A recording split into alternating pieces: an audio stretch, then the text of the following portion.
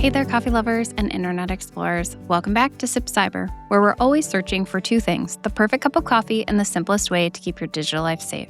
The opening between the buildings didn't look like it led anywhere special. Then the space opened up. The whole place felt like someone had looked at an overlooked piece of space and imagined something better for it.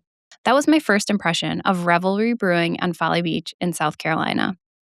My husband and I found a table and settled in for one of our favorite traditions, our long-running game of gin. Now, at this point, we've probably played more than 1,000 hands altogether, maybe more.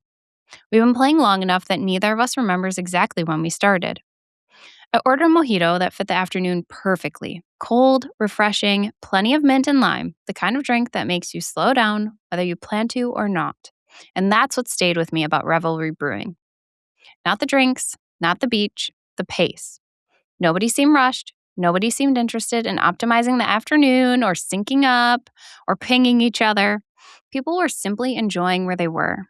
We played hand after hand and talked about life, work, family, and all the little things that fill our days.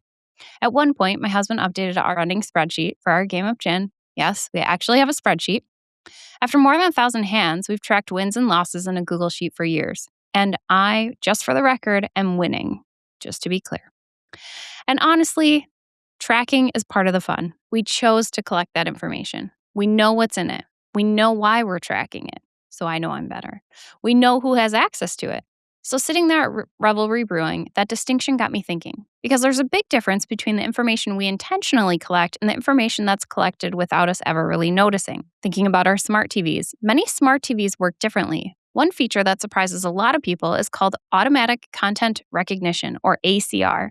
In simple terms, ACR helps a television identify what's appearing on the screen. Not just Netflix or Hulu, everything. Cable channels, gaming consoles, even devices connected through HDMI. The TV uses that information to understand viewing habits and help power recommendations, advertising, and other services. Most people never turned it on. It was already on when they bought the TV. And that's where the parallel to our gin game and our spreadsheet ends. One was intentional. One was a default. The interesting thing is that many TVs don't stop with ACR.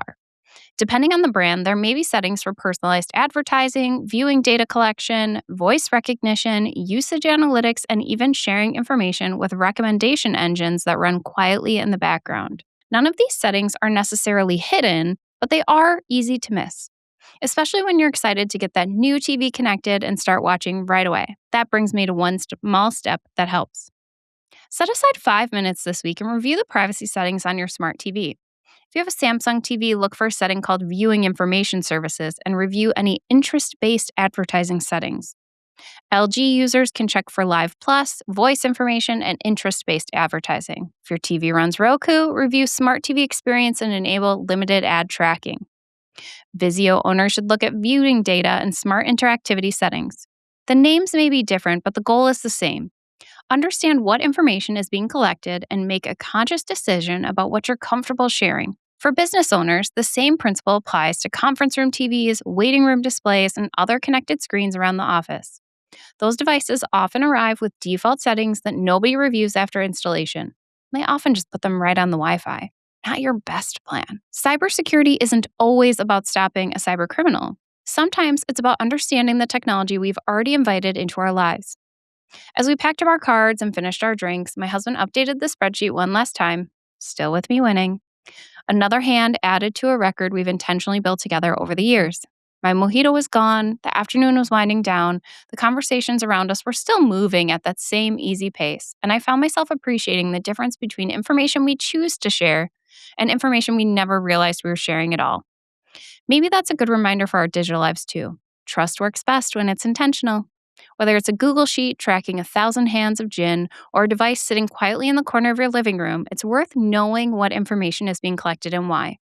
Sometimes the smartest thing we can do is slow down long enough to take a closer look. Thanks for joining me today on this trip to Revelry Brewing and for taking a small step to secure digital life. Until then, stay safe, stay human, and keep sipping.